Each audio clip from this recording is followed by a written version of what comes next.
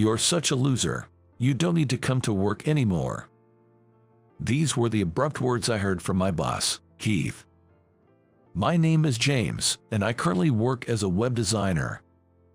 My parents divorced when I was a child, and my mother raised us single-handedly. I'm very grateful to her now. I have a younger sister who is quite responsible. She is currently living with her fiancé, Alex. My sister and I have always been close, and since Alex is around our age, we sometimes meet up for meals together. Ever since I was little, I loved drawing. While I did enjoy playing outside, I often ended up taking care of my sister, so I would watch cartoons and constantly draw characters and portraits. My sister always enjoyed my drawings. I remember winning first prize for a portrait of my sister I drew for a summer vacation school assignment. Our mother was very pleased. I had a cousin who was a bit older than me and worked in web design. Influenced by him, I developed an interest in design and went straight to a design school after graduating from high school. Back then, I thought my cousin's work in design was incredibly cool. He showed me some incredible drawings that I couldn't believe were his, and each time, I was utterly amazed. Though I burdened my mother with my education, she always supported me. I truly believe I made it this far thanks to her. I'm very grateful to her now. Recently, I've finally been able to do something that resembles filial piety, and I intend to do more in the future. Growing up, my mother always told me, if you live honestly, the connections you make with people will lead you to happiness. I didn't fully understand the essence of those words back then, but now I do. The president of the company I work for, Mr. Jackson, is a great person who interviewed me for my job. Although I didn't see Mr. Jackson often, he was always friendly and considerate towards the employees he encountered. I respected Mr. Jackson greatly. That's why I'm really glad to have gotten a job at this design office. However, there's one thing that bothers me. My boss, Keith, who joined the company mid-career, is a really unpleasant guy. He is the type who would easily betray others for his own benefit, so I don't like him much. One day, when I arrived at work, the office was abuzz. What happened? I asked a colleague for details. Michael, my colleague, then said, "This morning, it seems that Mr. Jackson passed away in an accident on his way to the company." Hearing this, I rushed to confirm the truth with Keith. As I headed there, thinking it might be a lie, I overheard the higher-ups discussing it. Regrettably, it was true that Mr. Jackson had passed away. I was shocked. I had been able to keep going because I was under Mr. Jackson. A few days later, Mr. Jackson's funeral was held with only close relatives, but as some employees from the company were helping, the office was noisy. I wanted to say goodbye to Mr. Jackson, who had helped me, so I later visited his house personally. I am truly grateful to Mr. Jackson. May he rest in peace. I said this while looking at his portrait. I had really wanted to continue working under Mr. Jackson. Mr. Jackson's wife said to me, "From now on, my son will take care of the company, so please support him." I had heard rumors that the next president would be his son, and indeed it was true. Having heard this ahead of time, I decided to keep it to myself until it was officially announced. Soon after, the passing of Mr. Jackson and his son becoming the new president was officially announced. The new president was very capable in sales, and, as I lack sales skills, there was a lot to learn from him. However, while it was good that the new president brought in a lot of work, there were overwhelmingly too few employees to handle it. Knowing the situation, he still mercilessly increased the workload. The company became busier by the day. I was exhausted. This is unsustainable. I'm so tired. I want to quit. As I heard these desperate cries from my colleagues every day, I felt like I was going to lose my mind too. The employees were constantly overworked, leaving them with no time for personal life and completely drained. As a result, some started falling ill. To cover for those who couldn't come into poor health, the workload increased even further, creating a vicious cycle. One day, I decided to talk to President Jackson about this. It wasn't something I would normally do, but I felt it was the only option left. President Jackson, excuse me, as you know, we are severely understaffed. The employees are at their limit, as you can see. Can't something be done about this? The president laughed and said, haha, having work is a good thing, right? It's all thanks to me, sorry, but I won't hire more staff as it increases labor costs. Unable to respond, I felt powerless and left his office. After that, Keith joined a company mid-career, but he just added stress to the already terrible environment. Keith didn't care about his subordinates at all and was just a yes man to President Jackson. Thanks to President Jackson, our company is achieving great results. He's really something. Keith would say this every day, buttering up President Jackson. But he was relentless with the employees. The huge workload he dumped on us made our work even more intense. My colleagues and I, who had been working hard all along, had long surpassed our limits. Many employees, sacrificing sleep and working on weekends, struggled to keep up, and it was painful to watch. Keith, while observing this situation daily, focused on pleasing President Jackson and, being eloquent, took credit for all the good results at client meetings. The staff, angry at their collective efforts being claimed as Keith's achievements, were frustrated. And I was just appalled by all of this. Amidst this, a joyful news came in. My sister was finally getting married. In these days of despair, it was a rare bright topic. My little sister getting married. I was overjoyed and basked in the happiness for a while. We decided to have an early celebration with the family. My mother was very happy, and my sister and Alex looked genuinely content, which was wonderful. It turned out that Alex had proposed to her on her birthday. Alex had been pondering the timing of the proposal, so I advised him that since they were already living together and he was like family, any time would be fine. I'm glad it went well. The wedding date was set, and although I was worried about getting time off due to the company's situation, I was eager to attend. I looked forward to imagining what the wedding would be like. At the company, I immediately arranged my work schedule to take a leave for the wedding. There was a lot to do, but by working on weekends, I managed to finish my part. Since the wedding was decided, my sister seemed happy, enjoying choosing her dress and other preparations. I wondered if I would ever have such a day, but I didn't even have a partner yet. I thought about starting to look for a girlfriend once things settled down. And so, the wedding day arrived without a hitch. I was moved throughout the ceremony. Seeing my sister in her bridal attire almost brought me to tears, which I struggled to hold back. Memories of her falling off her unicycle and crying when she was little, her rebellious teenage years, and when she first introduced Alex flashed through my mind. The reception was a blast, with delicious food and well-thought-out entertainment.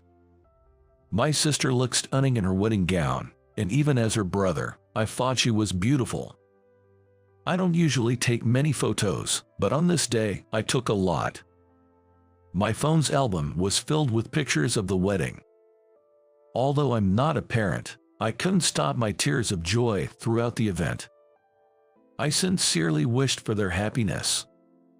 I'm sure Alex will make my sister happy. My mother, sitting beside me, kept nodding and seemed to be engraving the wedding ceremony in her memory, just like I was. This wedding will surely become a lifetime memory. After the ceremony ended smoothly, I drove my mother back to our family home.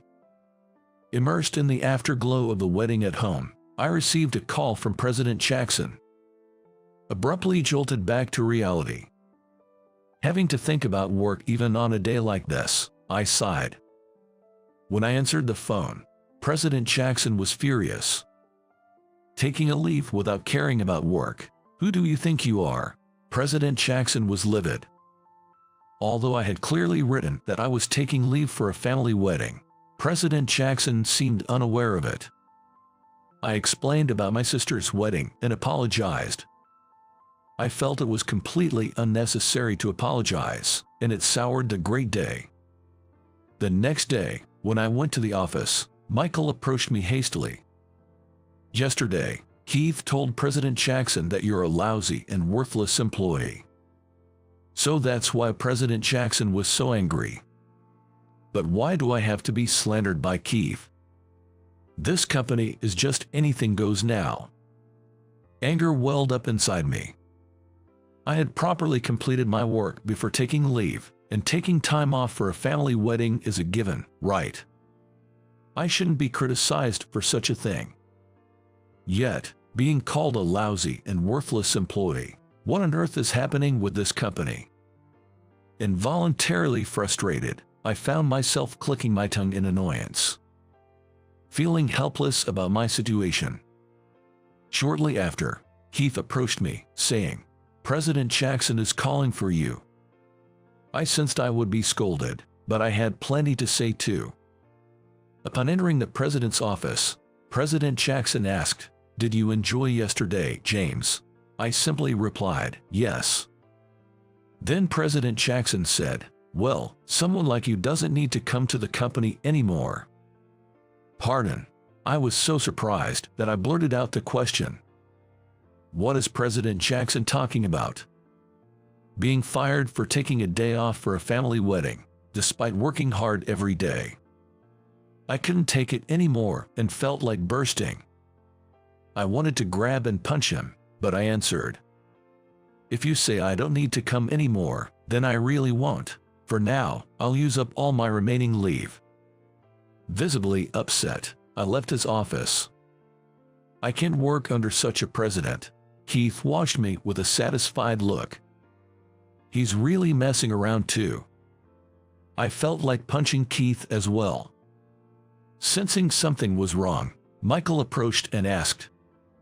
Still angry, I told Michael the whole story, and seeing him get angry on my behalf helped calm me down. After submitting the leave documents and finishing my work, I immediately prepared to leave. I decided to go camping, a hobby I hadn't indulged in for a while. I thought going away would clear my mind. The next morning, I woke up early and drove about 2 hours to the mountains. Upon arrival, I efficiently set up my tent. After setting everything up, I started boiling water. As I watched the fire, the words President Jackson said to me yesterday flashed back in my mind. What does he mean by "you don't need to come anymore"? Just thinking about it made me angry.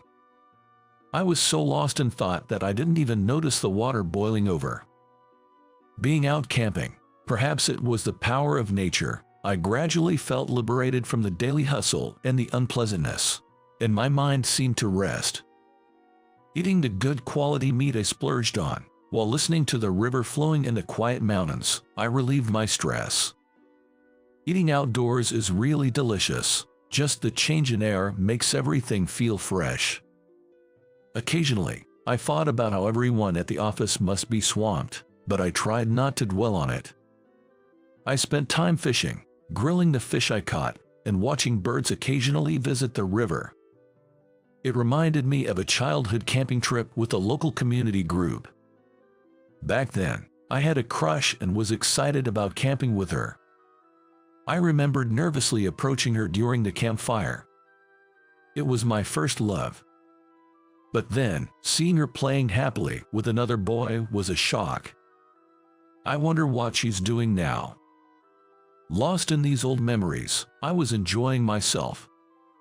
Later, I realized I was indulging in fantasies all alone and felt a bit down. At night, the stars were beautifully visible, so I took pictures under the starry sky. And I set one as my phone's wallpaper. It felt like something good was going to happen. I had planned to stay for 2 or 3 nights, but in the end, I returned home after just 1 night. I thought it would be nice to visit my family home since I had the chance.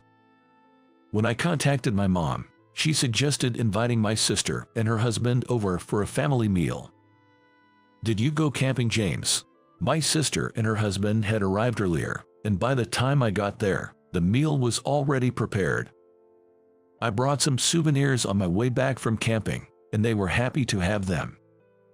The impromptu long weekend and the camping trip turned out to be a great conversation starter. We all got excited about the idea of going camping together as a family next time. Nowadays, there are campsites with hot springs and pools, making it easy and enjoyable for women too. After the meal, we talked about various things for the future. I spent a few nights at my parents' house, fully refreshed. I had plenty of time to think about my future work. And now, my leave was ending, and I had to return to work tomorrow. When I went to the office the next day, it was chaos. Apparently, while I was away, Keith tried to cover for me but ended up causing a storm of complaints as the work didn't get done. Seeing Keith, it seemed like he was about to explode. So this is what happens when a useless employee isn't around. I was just astounded. Then Keith noticed me and came over. "James, I'm sorry for everything. I finally understand how much your work meant." His apology was too little too late for me. I submitted my resignation on the spot. "James, please reconsider, I beg you," Keith pleaded, a complete turnaround from his usual attitude, but my mind was already made up. I left the company. Actually, I had been considering this direction from the start. After the former president passed away and the management changed, I didn't have confidence in continuing with this company. I knew my body wouldn't last in such an intense work environment, and I used this leave to think about my next job. In fact, during my leave, I was preparing to start a new company with Alex. Alex, too, was struggling with his current job as a designer. So, we discussed starting our own company together. Alex had always been much better at sales than me, so I was confident we would make a great team. My sister also supported us. And so, we quickly launched our company. We had been preparing behind the scenes and even managed to recruit some colleagues from my former company, which sped things up. Indeed, Alex's sales skills were outstanding, and soon our business was on the right track. Some of our clients were people I had worked with at my previous company, and hearing them say, "We feel secure with you here," was gratifying. In just a few months, our company's monthly sales reached $10 million. The colleagues we recruited turned out to be a tremendous asset. Unlike my previous company, we were not overwhelmed with work, and we're even planning to hire more staff due to increasing workload. We intend to keep growing the company. Our employees work happily every day. The office atmosphere is bright, creating a conducive working environment. I'm always thinking of ways to maintain a good cycle to keep the motivation high. Indeed, motivation is crucial. Then, I heard that my previous company had gone out of business. While my colleagues were happy, I couldn't help but think of the former president of my old company, whom I had respected. It was an unfortunate situation. But I couldn't forgive Keith or President Jackson, so in a way, I felt relieved. Rumor has it that both President Jackson and Keith are struggling to find new jobs. It seems impossible for them to work under someone else after all that's happened. They had it coming. Since then, I've been fully committed to my work. And then, I had a fateful encounter. One of our clients employed the woman who was my first love. I recognized her immediately. There was a resemblance, and when I started talking to her, it turned out she was indeed the same person. After moving to a nearby town, she had been living quite close all this time. She vaguely remembered me, and we quickly exchanged contact information and grew closer. She hadn't changed much since we were kids, and it felt like a dream. And now, I feel the happiest I've ever been in my life. She became my wife. Experiencing such a fateful encounter firsthand, I truly felt that living earnestly and valuing connections with people brought me happiness. I plan to always uphold my mother's teachings. And when I have children, I'll definitely pass this lesson on to them. Living honestly leads to happiness through the connections you make with others. My name is Michael, a 30-year-old man. Currently, I work hard every day as a company employee. I'm busy, but I love my job, so I've always been focused on work from morning till night.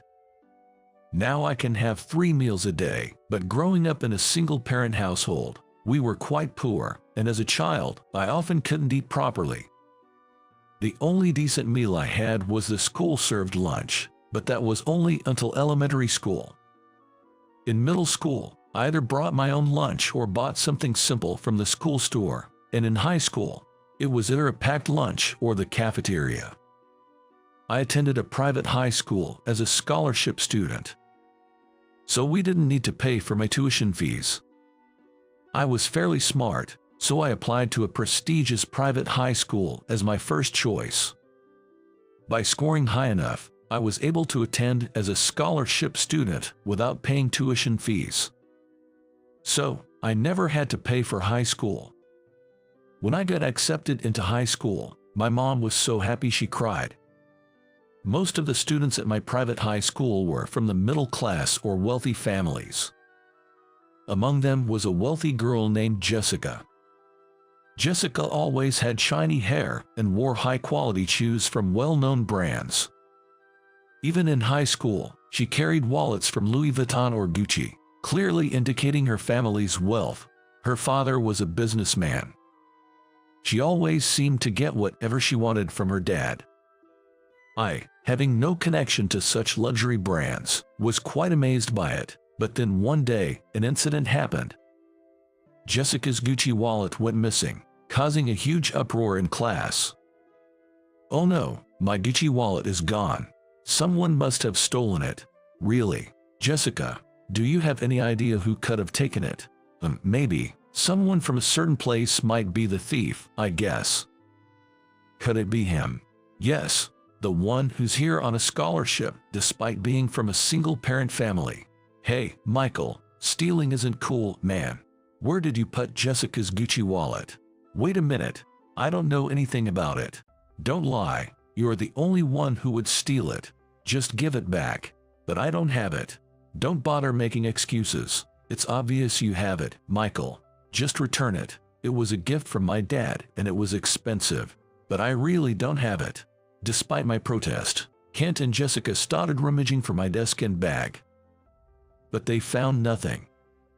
My desk was overturned, and my textbooks and notebooks were scattered on the floor. My lunchbox also rolled out of my bag when they flipped it. I was upset that the lunch my mom had made was treated that way.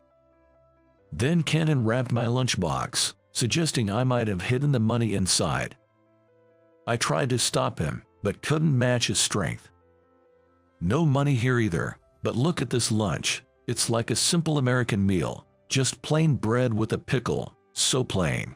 Is this what you eat?" "I knew you were always eating your lunch secretly, but it must have been too embarrassing to show, right?" "That's..." Indeed, my lunch was plain. I felt a bit embarrassed about it and didn't want it to be seen, even though I knew my mom made it with love. That's why I always ate it somewhat hidden under my arm. Jessica peeked in and burst out laughing.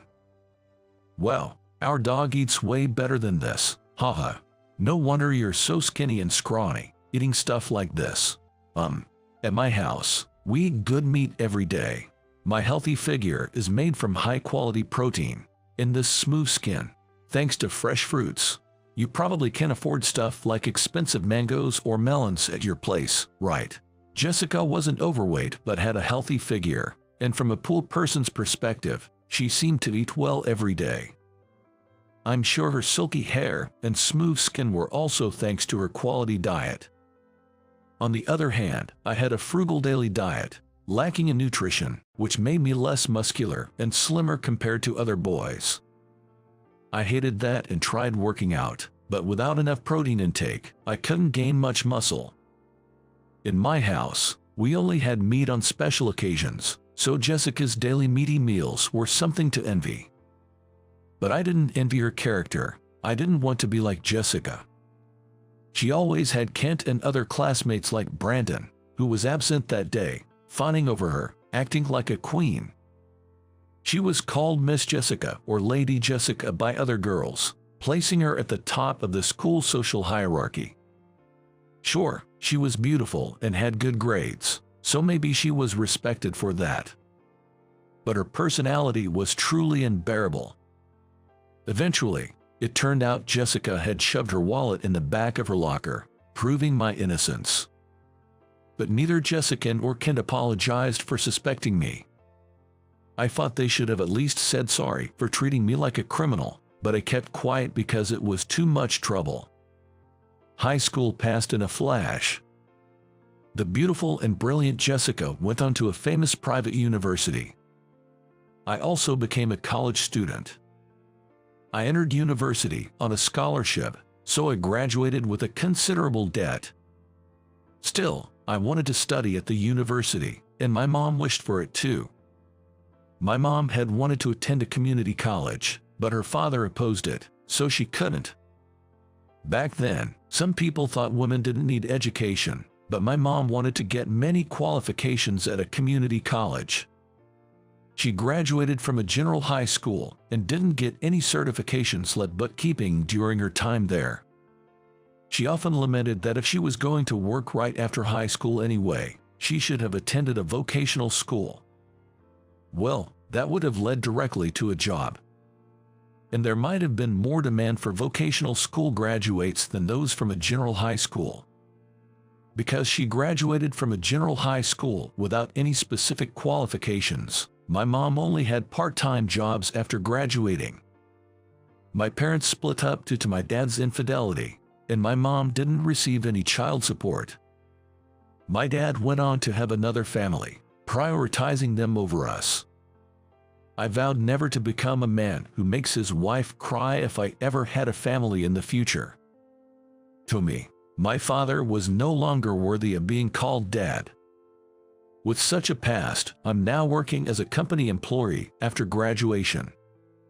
I have subordinates and lots to do every day, but I'm grateful for a steady salary that ensures I don't struggle with basic needs. In high school, I worked part-time jobs with limited hours and earnings due to regulations on student labor. Being part of my mom's household, no matter how hard I worked, my earnings were capped at just over $10,000 a year. Considering that, being a company employee where effort is directly rewarded with a higher salary seemed perfect. I chose to be a corporate employee over a stable government job because I grew up poor and wanted a job where I could earn substantial incentives. In my company, salespeople receive incentive pay, making our efforts visibly rewarding. Well, time to wrap up for today. I'm totally beat. Having worked overtime for a while, I decided to keep it short that day and head home. When I checked my mailbox at home, I found an invitation to a high school reunion from a classmate. We weren't particularly close, nor did we have a bad relationship, but it turns out we attended the same university. We became acquaintances enough to exchange Christmas cards since he mentioned getting married right after graduation.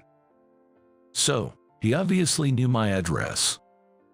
I had sent wedding gifts, housewarming gifts, and baby shower gifts, and he had reciprocated. Well, he's not a bad guy. It was just a sort of camaraderie among classmates. I wasn't keen on attending the reunion, but there was someone I was curious about. I had always had a crush on a high school classmate, Sophie. Even though I was poor and disliked by many, Sophie never looked down on me. In late June, during the early summer, I fell on my way home from high school.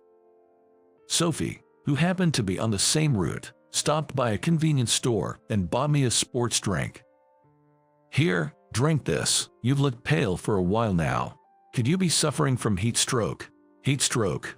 It's only June, but it's been really hot this year, and we had gym class today, right? Maybe you're not getting enough fluids, and you need some salt too.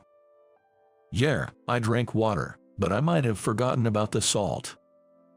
When you drink water, it's important to take in salt too. That's why sports drinks are best for heat stroke. Ideally, you should have oral rehydration solution, but the pharmacy is too far. Oh, I see. Licking salt or eating pickles is good too. Pickles contain citric acid, which helps with fatigue recovery. I eat one pickled plum every day. You know a lot. Did someone teach you? It's wisdom from my grandma. Well, she was a nurse, so she knows a lot. I see. Thanks for the drink. I'll pay you back next time. At $1.40, right? No, don't worry about it. I bought it because I wanted to. Don't mind it. But when you get home, cool down the places with big veins, like your neck, underarms, or the groin area. Okay, got it. Thanks for the advice. At that moment, I found myself really liking Sophie. She was an unassuming presence in the class, wore glasses, and had a quiet demeanor. She spent her breaks reading books, so I think she was a literature girl. I remember catching a glimpse of her reading a challenging book before. It was a book by Michel Foucault, but it was so complex that I was totally lost. But Sophie read them with enthusiasm and seemed to enjoy it. I heard she went on to study literature in college, but I haven't seen her since. I hoped, perhaps, she was still single. On the day of the reunion, I was suddenly called in by a client, so I had to go there after work. I wanted to change into casual clothes if I had more time, but I was still in my suit. Seeing this, Jessica started to belittle me. You, in a suit, are you actually working? I heard you struggled to get into college, but it was a lower tier one compared to mine, so it seems pointless. Well, I graduated from the prestigious K University, you know. Yeah, I was called in for work, so I'm still in my suit. Didn't have time to change. You got a job. What kind of trashy company picked you up? With your university's level, it can't be anything impressive. Actually, it's one of your father's major clients. What? I work at Greenfield Corporation. We supply products to your father's company. Greenfield, as in that conglomerate-affiliated trading company. Wait, how did someone like you get into a trading company? How did you do it? Well, I got in through regular recruitment. I had a 4.0 GPA score, and I went on an exchange program after graduating. Maybe they valued that. You had a 4.0 GPA and did an exchange program. Yes, that's right. So, what are you doing now, Jessica? Well, I'm just helping with household chores. At that moment, a girl beside her whispered quietly. Making fun of Michael, I thought you'd be working somewhere impressive, but that's disappointing. What? Who are you, anyway? Don't you recognize me? I'm Sophie. What? You're that gloomy and plain Sophie. It turned out this girl was Sophie. She had changed so much since high school. She seemed like a completely different person. Sophie had grown her hair to her shoulders, adding a gentle wave. Her makeup emphasized her already beautiful features, transforming her into a stunning woman. Even in high school, I admired her sharp, beautiful eyes visible behind her glasses. But I was surprised how much a person could change without glasses. Her eye makeup really transformed her appearance. Jessica, now outshone by the beautified Sophie, seemed to be at a loss for words. It's such a waste for someone who graduated from a prestigious university to not even help with their father's business. Well, it's none of my business, and I don't care anyway. What are you talking about? I don't want to hear that from you. I'm preparing to become a bride, so I'm learning household chores from my mother.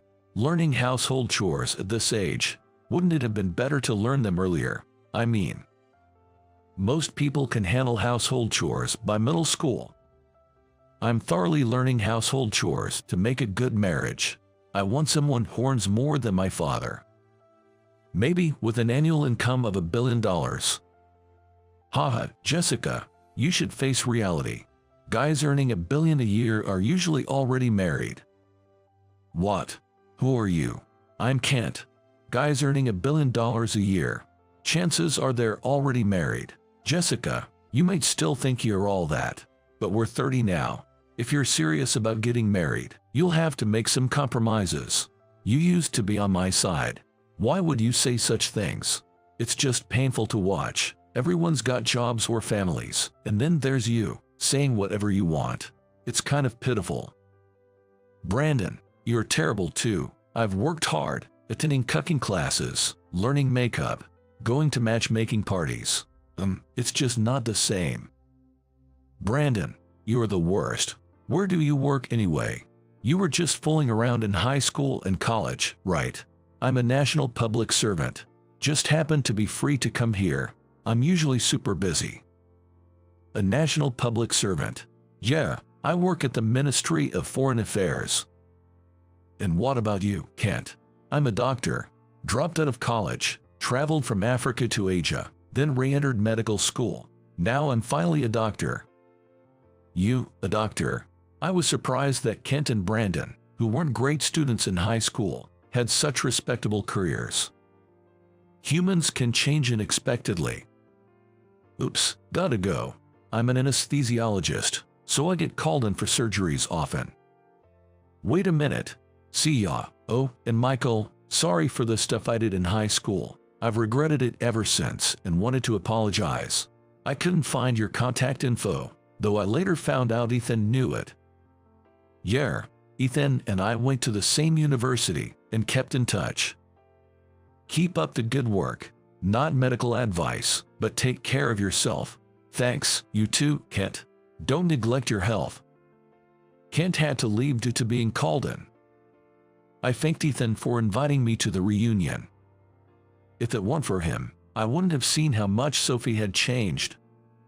When I thanked him, Ethan said, "Go for it." But I couldn't bring myself to admit I was interested in Sophie. However, I noticed Sophie was glancing my way, making me wonder if she might be interested in me. Whoa, I'm drunk. If I drink anymore, I won't wake up tomorrow. Where's my phone? What? This isn't my phone. Give it back. That's my phone. What's this wallpaper? Jessica and some unknown guy doing something creepy. No, don't look. Brandon, quite right, had mistakenly grabbed Jessica's phone. The wallpaper was a terrible photo of Jessica and an unknown, chubby man in a compromising position. Seeing it made me regret everything. It was enough to lose one's appetite. Sophie's face turned pale. You certainly have an interesting hobby. Stop it. Please, act like you didn't see it. I know that man. He's a teacher at my school. What? Yeah, I'm a high school teacher. That's Mr. Thompson, another teacher. It's strange how connections work, isn't it?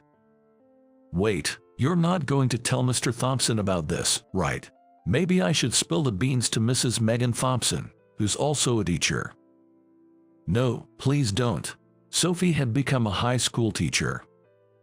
She was always quite studious and serious, so it seemed fitting for her. And this man was her colleague at the school. Some teachers get into the profession for the wrong reasons, including inappropriate behavior towards students. At my private high school, where the rules were strict, there were quite a few affairs among the teachers. Teachers are often thought of as saintly figures, but the reality might be different. Just like any other group of people, there are serious and dedicated ones, but there are also those who are not. Jessica screamed and snatched back her phone. If you apologize to Michael, I won't mention this to anyone. What do you say? All right, I understand. Then apologize for what you said earlier. Michael, I'm sorry for belittling you and for talking behind your back in high school. Please forgive me, I'm begging you. All right, I get it. It's okay now. Then I'm leaving. I'll leave the money here. With that, Jessica hurriedly left. A drunk Brandon was a bit annoying, but it was different from high school. He no longer ridiculed me, just a bit of a nuisance. Suddenly, Brandon received a call from his boss, apparently needing to return to work immediately. I used to think public servants had it easy, but those in career positions like Brandon are different. Having passed the National Civil Service exams, Brandon must have studied hard. Unfortunately, I've been drinking, but I need to return to work. Might not get home until the middle of tomorrow night. That's tough. Aren't you going to break down? My blood pressure's already rising. I really need to watch my health. Haha. Don't say scary things like that. Be careful. I'm heading out too. I used to fool around with Kent in high school, but looking back, it was too much. You, though, you're amazing. From a poor family to college, studying abroad, and now a trading company, right? Haha, you're still better in languages, Brandon. Well, I'm in the Ministry of Foreign Affairs, so I can manage Chinese, but my specialty is Japanese. My Chinese isn't that great. Don't be modest. Getting into the Ministry of Foreign Affairs isn't easy. Take care, Brandon. Later, Brandon sobered up quickly after the call. Busy people always need to be ready to respond at any time. I'm in the same boat. I work for a trading company, and I'm constantly bombarded with communications.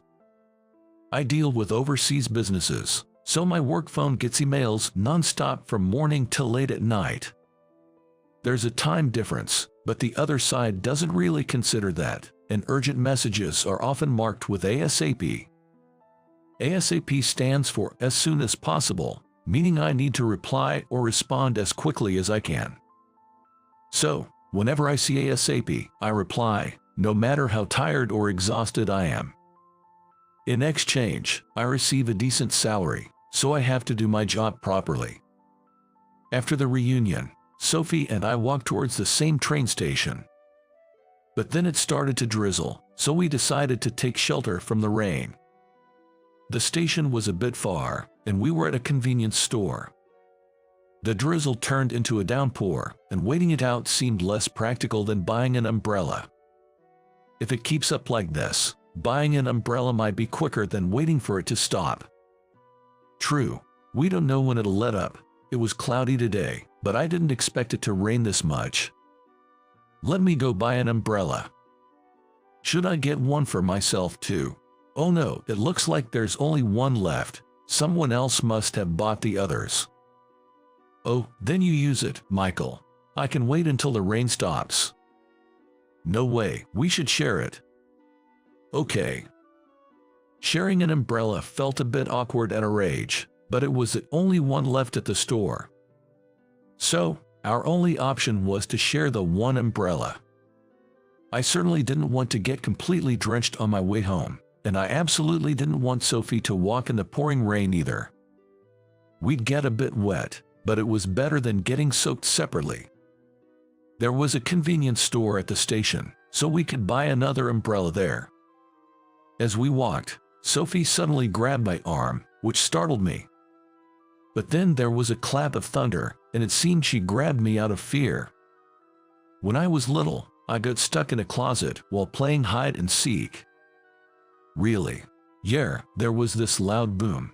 It was thunder striking nearby. Since then, I've been scared of thunder. Kind of a trauma, I guess. It's embarrassing at 30, thinking back to being stuck in that small space with loud noises around me. I thought you weren't the type to do such things. Like, you seem too well behaved for that. Actually, I did some naughty things, like smearing my mom's lipstick all over my face or burying my sister's shoes. I get the lipstick part, but burying shoes, what's that about? I used to think that if you bury something, it would grow, so I buried my sister's shoes in the garden, thinking new ones would grow. I was about 4 then. It's silly now, but I thought it was a cute prank. That's quite an imagination. I'm not sure if I've become more sensible, but now I'm a working adult. Being a high school teacher, I often hear that high school students are almost adults, but that's not quite true. They still have a bit of a child in them. That's why they have such rich imaginations. I get moved to tears by their plays during the school festival. By the way, Sophie, you wrote a script for the cultural festival, right? It was incredible. I always thought you had a talent for writing because you read so much. Thank you. Hearing you say that makes me happy. I'm glad I became a language teacher.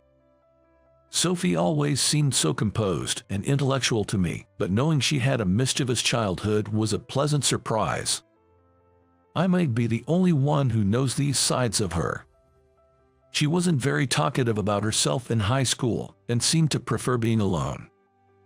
But she helped me when I was on the verge of heat stroke and explained things to me, so she's not averse to people. She's just not the type to share everything about herself. So, I was really happy when she shared her childhood stories with me. I felt special, like I was the only one who knew everything about Sophie. At the station, I bought another umbrella for Sophie. Then we parted ways, boarding trains in opposite directions. Before that, Sophie and I exchanged contact information. In high school, I didn't even have a cell phone, and even if I did, the address would have changed. Sophie and I exchanged contacts, and I was grinning all the way home. A little while later, I received a message from Sophie saying thank you for today on my phone, and I replied immediately. Afterward, we started finding time to contact each other. My work is busy, so I have limited time for calls, but talking to Sophie is always comforting. Thoughts of dating and marriage kept popping into my head. I'm already 30 and want a girlfriend. Curious about family life, I contacted Ethan, who married early and has a big kid now. After talking about it, I was teased with "you haven't confessed yet," which finally pushed me to make the decision to confess to Sophie. 3 months after the reunion, Sophie and I met again. Today, she had straight long hair, not curled like before. Her makeup was subtler than before, but she was still beautiful. Staring at her long eyelashes, she caught me and asked, "What are you looking at? Is there something wrong with my face?"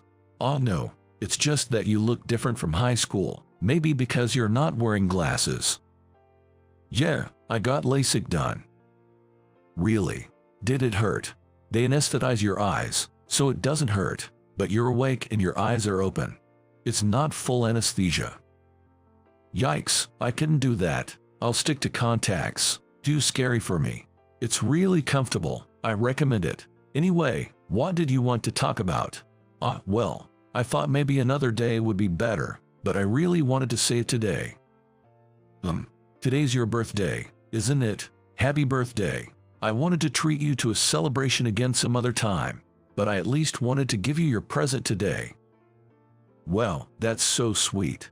Thank you. Did you come just for that?" "Yes. I wanted to see you on your birthday and wish you in person." "Can I open this?"